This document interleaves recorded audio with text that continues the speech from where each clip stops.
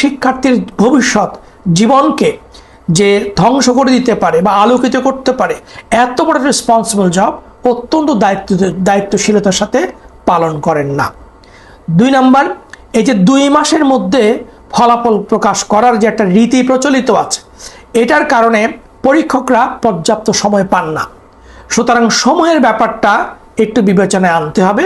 সেক্ষেত্রে দুভাবে হতে পারে, একটা হচ্ছে সময় বাড়িয়ে দেওয়া অথবা সময় কমিয়ে দিয়ে পরীক্ষকের সংখ্যা বাড়িয়ে দেওয়া।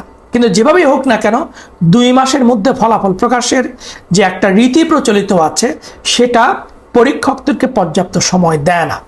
3 নাম্বার, এই যে ফলাফল যখন আসে সেটা ক্যালকুলেট করার জন্য যে মানুষগুলো দায়িত্ব পালন করেন, সে মানুষগুলোর ইরেসপন্সিবিলিটি এবং নন প্রফেশনাল একটা ডিলিংস, এগুলোর কারণে ফলাফলের মধ্যে একটা বড় ধরনের অসঙ্গতি হয়।